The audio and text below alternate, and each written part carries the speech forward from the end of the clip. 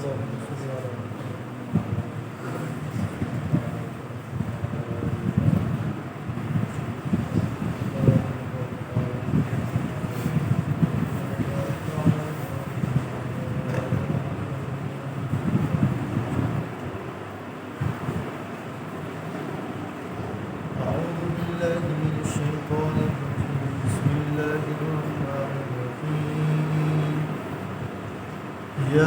أيها الذين آمنوا لا تسألوا عن أشياء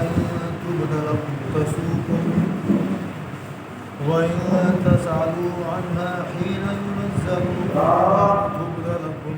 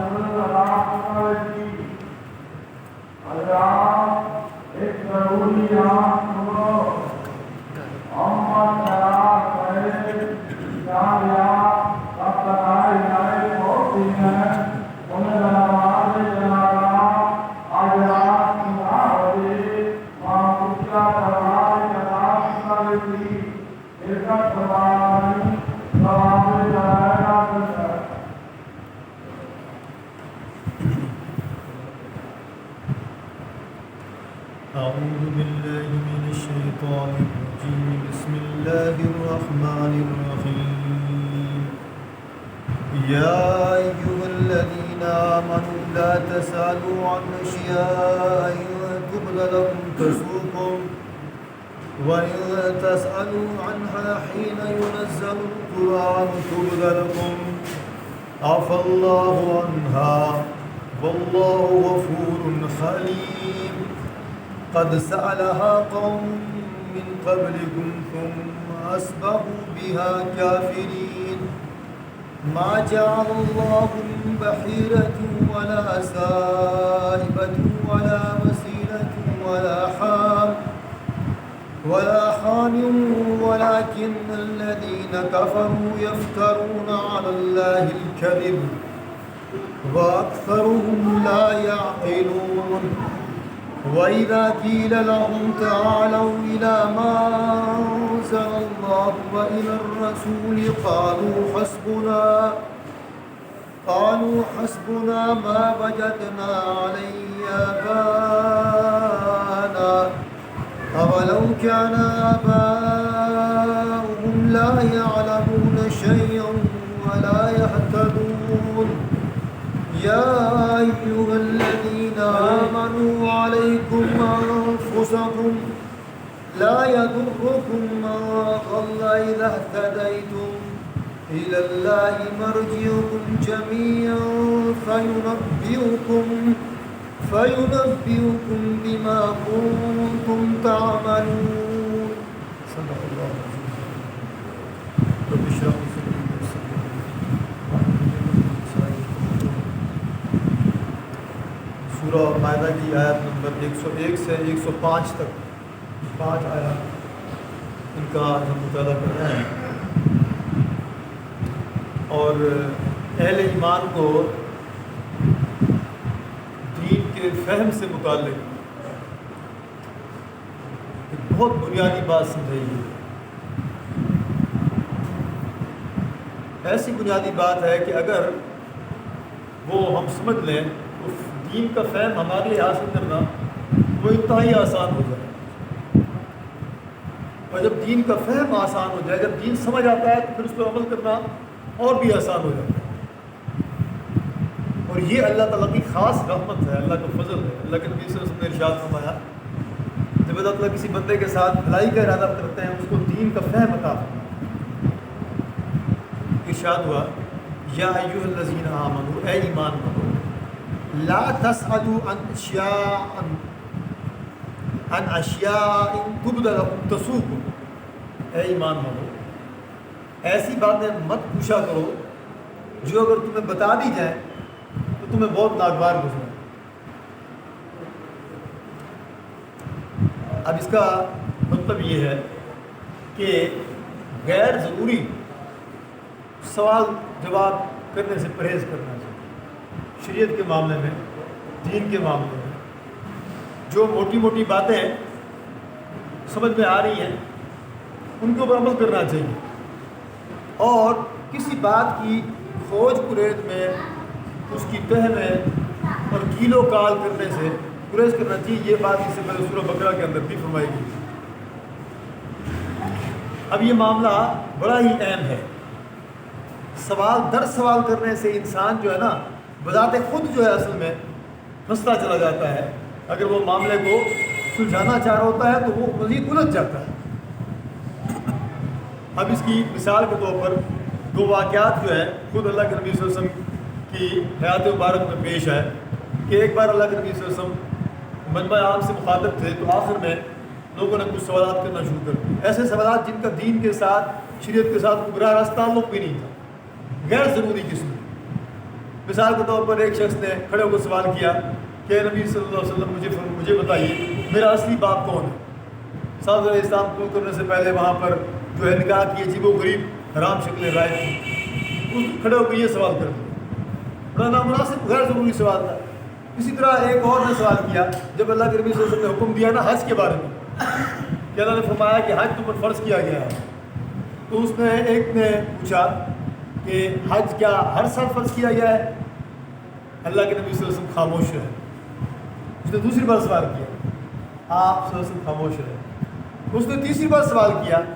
تو اللہ کے نبی صلی اللہ علیہ وسلم نے ارشاد فرمایا افسوس ہے تم پر، اگر میں کہہ دوں ہاں تو تم سب لوگوں پر ہر سال حج فرض ہو جاتا ہے۔ یعنی اس کا مطلب یہی ہے کہ تم جو ہے اس طرح کے غیر ضروری سوالات کرنے سے مطلب گریز کرو۔ جو چیزیں اسلام کے اندر واضح طور پر حلال بتائی گئی ہیں ان کو حلال جانو، جن کو واضح حرام کہا گیا ہے ان کو حرام جانو۔ کچھ چیزوں کو شریعت نے ان کے اوپر خاموشی اختیار کی ہے تو تم بھی خاموشی اختیار کرو۔ ان کے اوپر زیادہ کھوج پریت کر کے تم کیا کرو گے سوائے اس کے کہ اپنا نقصان کر رہے ہیں۔ چنانچہ اسی باب میں اسی والے سے آج ہی کے اسی سبق میں 3-4 اور احادیث مبارکہ بھی اسی مفہوم کی یا نقل کی گئی ہے،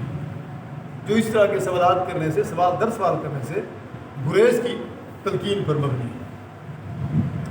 وَإِن تَسْأَلُوا عَنْهَا حِينَ يُنَزَّلُ الْقُرْآنُ تُبْدَ لَكُمْ، اگر تم ایسے سوال اس وقت کرو جب قرآن نازل ہو رہا ہو تو تم پر ظاہر کر دی جائے۔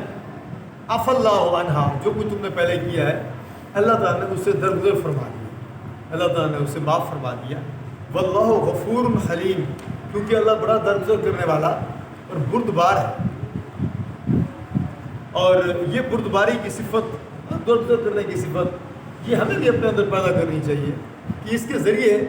ہم انسانوں کے درمیان تعلقات جو ہیں وہ نہایت خوشگوار ہو جائیں گے۔ یہی بردباری کی صفت جو ہے یہ اللہ تعالیٰ نے اس کی بار بار جو ہے اس کا مظاہرہ فرمایا ہے، جبکہ ہم جو ہے خود اس کے محتاج ہوتے ہیں کہ ہمارے ساتھ اللہ تعالیٰ بردباری کے ساتھ پیش آئے۔ اس کے بعد ارشاد فرمایا کہ قد سألہا قوم من قبلکم، تم سے پہلے ایک قوم نے سوال در سوال کیے۔ یہ یہودیوں کی طرف اشارہ ہے، انہوں نے سوالات کیے اسی قسم کے۔ ثم اصبحوا بها کافرین، انہی سوال در سوال کرنے کی وجہ سے وہ کفر تک پہنچ گئے اور کافروں میں شامل ہوئے۔ آپ کو یاد ہوگا، آپ نے سورہ بقرہ جب پڑھی ہے، جب موسیٰ علیہ السلام نے ان کو حکم دیا نا گائے ذبح کرو، اب وہ سارے جان گئے تھے کہ کون سی گائے ہے، لیکن چونکہ دلوں کے اندر کھوٹ تھا، دلوں کے اندر دو نمبری تھی، اس لیے سوال کیا وہ کس طرح کی گائے ہے، اس کا رنگ کیا ہے، اس کی عمر بتائیں، اس کی ساری ان نے کھوج کرنا شروع کر دی، یہاں تک کہ اللہ رب العالمین نے بالآخر انگلی رکھ کے بتا دیا کہ یہ گائے جس کی وہ پوجا کرتے ہیں۔ یعنی یہ ان کی عادت تھی، اپنے نبیوں کو انہوں نے سوال در سوال کر کے گویا انہوں نے ان کو الجھایا، اور انہوں نے بات کو سمجھنے کے بجائے اصل میں الجھانے، یہ سوالات اصل میں وہ کرتے بھی اسی نیت کے ساتھ تھے کہ تاکہ معاملے کو الجھا دیا جائے اور شارع کو اور نبی وقت کے نبی علیہ السلام کو ان باتوں کے اندر الجھا دیا جائے، اور پھر اس کے بعد جو ہے بات جب کنفیوز ہو جائے گی تو پھر اس میں سے اپنی مرضی کا جو مطلب ہے وہ اخذ کرنا ہمارے لیے آسان ہو جائے گا، اور شریعت سے گویا کہ اس میں نقب لگانا ہمارے لیے آسان ہو جائے گا۔ تو یہ جو ہے اصل میں مائنڈ سیٹ ہے جو اس کے پیچھے کام کرتا تھا یہودیوں کا، اس نے فرمایا کہ وہ جو ہے کفر میں مبتلا ہوئے اپنی اس حرکت کی وجہ سے۔ پھر اسی طریقے سے جو مکہ کے اس وقت مشرکین عرب تھے ان کے اندر یہ ایک بہت منفی قسم کی ان کے ہاں ایک رسم تھی مشرکانہ، وہ یہ تھی کہ وہ خاص عمر کو اور خاص پیمانے پر جب کوئی گائے، کوئی اونٹنی یا بکری پہنچ جاتی تو وہ اس کے کان کو چیر کر آزاد چھوڑ دیتے تھے۔ یہ دیوتاؤں کے نام پر جو ہے یہ آزاد ہے، اب اس سے کوئی خدمت نہیں لی جائے گی، اور اس کے لیے 4 قسم کے انہوں نے جانور جو ہیں وہ انہوں نے باقاعدہ منتخب کیے ہوئے تھے۔ اللہ تعالیٰ نے ان 4 کا نام لے کر فرمایا کہ یہ سب جو ہے یہ سارا کا سارا جو ہے یہ فضول ہے اور یہ محض جو ہے کفر ہے۔ فرمایا ما جعل اللہ من بحیرۃ ولا سائبۃ ولا وسیلۃ ولا حام، اللہ تعالیٰ نے نہیں بنایا نہ کوئی بحیرہ، نہ صائبہ، نہ وسیلہ، نہ حام۔ اب یہ ان کے توہمانہ مشرکانہ جو ہے ان کے توہمات تھے، ان کے اوہام و خرافات تھے جو انہوں نے خود اپنی طرف سے ہی ان کو بنایا تھا۔ اب بحیرہ وہ اس اونٹنی کو کہتے تھے جو 5 دفعہ بچے جن چکی ہو، اور چھٹا بچہ اس کا جب نر پیدا ہوتا تو اس کو پن کر کے اس کے کان کو چیر کر چھوڑ دیتے، نہ اس کو ذبح کرتے، نہ اس کی خدمت لیتے، نہ ہی اس کو مطلب کسی اور مقصد کے استعمال کرتے، بس اس کو آزاد چھوڑ دیتے۔ یہ ہمارے دیوتاؤں کے نام پر یہ آزاد ہے۔ اسی طریقے سے صائبہ یہ اس اونٹنی کو کہتے تھے کہ جو ان کی اگر کوئی انہوں نے اپنے کسی بت کے لیے کوئی منت مانی ہوتی تھی کہ میری اگر یہ چیز پوری ہو جائے گی تو میں اپنے اس دیوتا کے نام پر اپنی اونٹ یا اونٹنی کو چھوڑ دوں گا، چنانچہ یہ ان کا یہ منت کیا ہوا اونٹ ہوتا تھا، اس کو بھی آزاد چھوڑ دیتے تھے۔ اسی طریقے سے وسیلہ،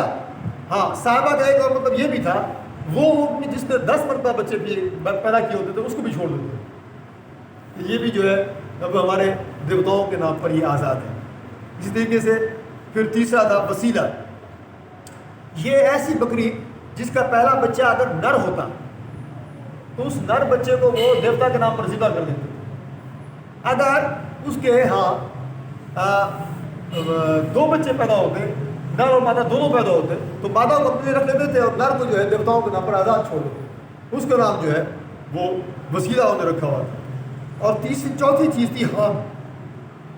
حام اس اونٹ کو کہتے ہیں کہ جو اتنا ضعیف ہو جاتا تھا کہ اس کا پوتا اونٹ سواری کے بوجھ اٹھانے کے قابل ہو جاتا تھا۔ جب اس طرح ہوتا تھا تو پھر اس بوڑھے اونٹ کو بھی وہ چھوڑ دیتے تھے دیوتاؤں کے نام۔ تو یہ ساری کی ساری جو ہے یہ کفریہ حرکتیں تھیں، یہ سارے کے سارے ان کے فضول جو ہے ان کے رسوم و روایت میں فرمایا وَلَٰكِنَّ الَّذِينَ كَفَرُوا، مگر اصل میں یہ کافر ہیں جنہوں نے کیا کیا ہے یفترون علی اللہ الکذب، انہوں نے اللہ کے اوپر جھوٹ باندھا ہے۔ یعنی یہ جو ان نے چیزیں ساری اپنے دیوتاؤں کے نام پر چھوڑی ہیں تو اصل میں یہ اللہ کے اوپر جھوٹ باندھ رہے ہیں، بہتان باندھ رہے ہیں، افطرا باندھ رہے ہیں۔ وَأَكْثَرُهُمْ لَا يَعْقِلُونَ، ان میں سے اکثر جو ہے وہ بالکل بے عقل۔ بات بھی ایسی ہی تھی کہ وہ جن دیوتاؤں کو پوجتے تھے، جن بتوں کی پوجا پاٹ میں لگے ہوتے تھے، وہ تو ان کے کسی کام نہیں آتے تھے۔ اور اسی بات کو ابراہیم علیہ السلام نے جب ان کے سارے بتوں کو توڑا تھا، سارے بتوں کو توڑنے کے بعد بڑے بت کے کندھے پر انہوں نے گزارا رکھ دیا تھا، اگلے دن ساری بستیاں اکٹھے ہو گئے اور انہوں نے کہا وہ جو لڑکا ہے، وہ نوجوان لڑکا ہے ابراہیم، وہ کہا کرتا تھا کہ یہ سارے کے سارے، تو وہ واقعہ پورا تفصیل سے آیا ہے۔ اس میں سب سے اہم ترین بات جو اس طرح کے جو کفر کے اوپر ضرب کاری تھی، ابراہیم علیہ السلام نے آخر مجھ سے کہا کہ اس بڑے سے پوچھو نا، اگر یہ بولتا ہے تو اس سے پوچھو۔ تو یعنی یہ ان کی وہ فضول چیزیں تھی، اس لیے فرمایا یہ بالکل بے عقل ہے۔ یعنی جن کو یہ پکارتے ہیں وہ تو ان کی پکار کا جواب ہی دیتے ہیں، اور ان کے اوپر مکھی بیٹھ جاتی ہے اس کو اڑا بھی نہیں سکتے۔ یہ بھی قرآن مجید کے اندر بے سارے دلائل آئے ہیں، اس لیے ان کے اندر عقل ہی نہیں ہے بالکل۔ وَإِذَا قِيلَ لَهُمْ تَعَالَوْا، یہ حرکت وہ کیوں کرتے ہیں؟ اب یہ جو ان کے ہاں یہ جو رسم تھی، یہ جو روایت تھا، یہ کیوں جاری تھی؟ مطلب یہ شرک اور کفر کے اندر مبتلا ہوئے تھے، اس کی صرف ایک وجہ تھی، کبھی عقل سے کام نہیں لیا تو نے، کبھی سوچا نہیں تھی ہم کیا کرتے ہیں۔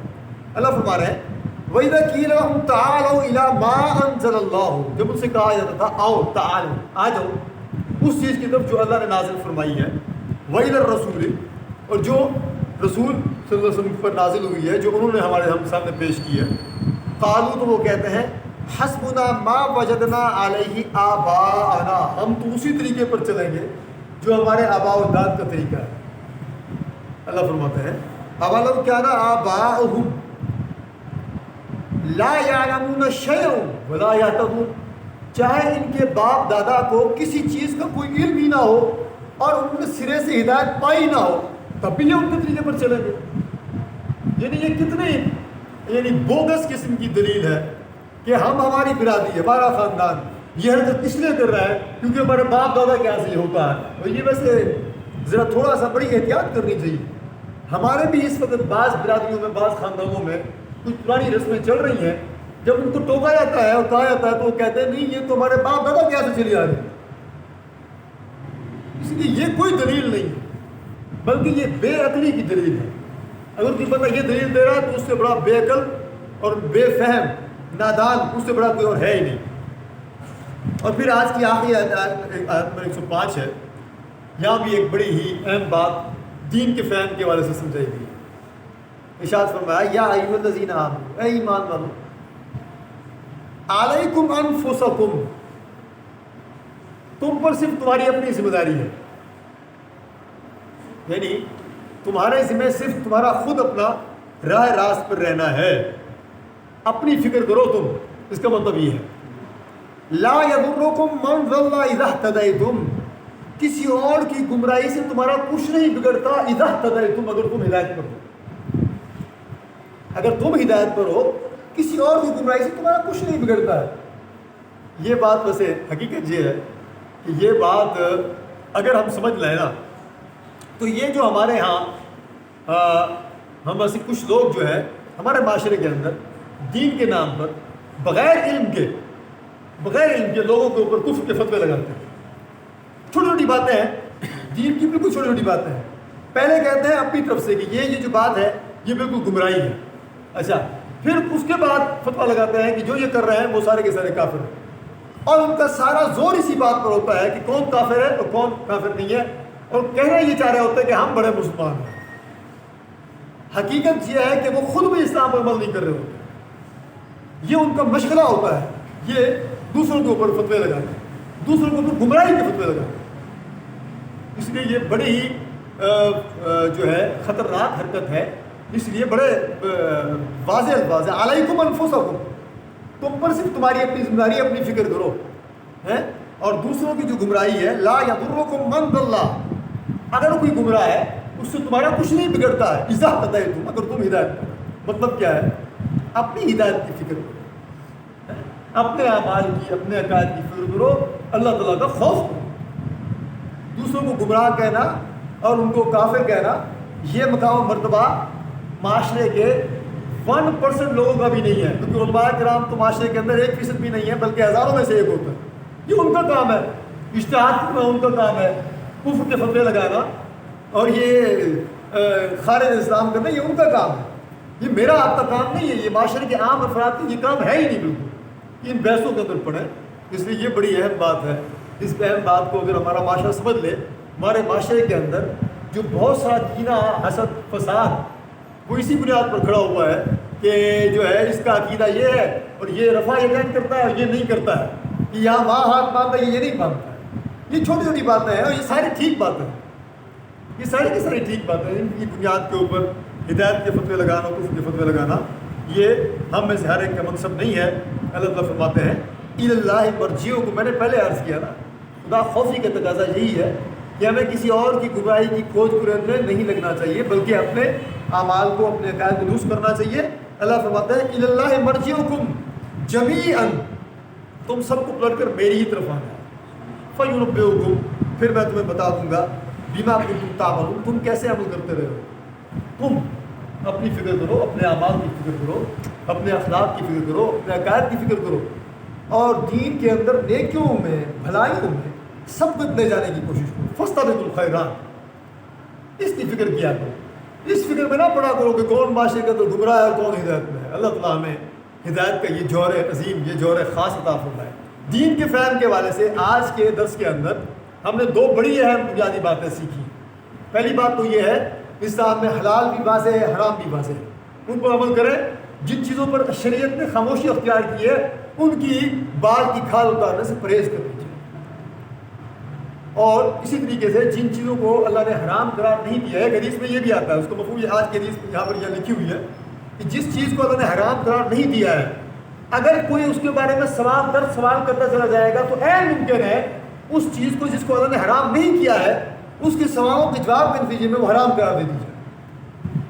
یہ آج کی حدیث کا مفہوم بیان کر رہا ہے۔ تو ایک بات تو یہ ہے کہ یہ سوالات در سوالات کرنے سے پرہیز کرنا چاہیے،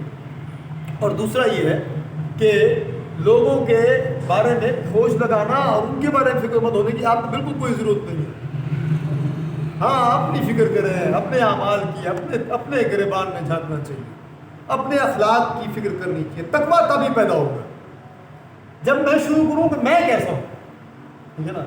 جب میں اپنی ذات سے شروع کروں گا نا انشاءاللہ، پھر میرے اندر جو ہے تقویٰ کی جو صفات عالیہ ہیں وہ پیدا ہونا شروع ہوں گی۔ ہم شروع کرتے ہیں کس سے؟ وہ باقی ساری چیزوں سے شروع کرتے ہیں، ہم اپنے آپ کو بالکل آخر میں رکھتے ہیں۔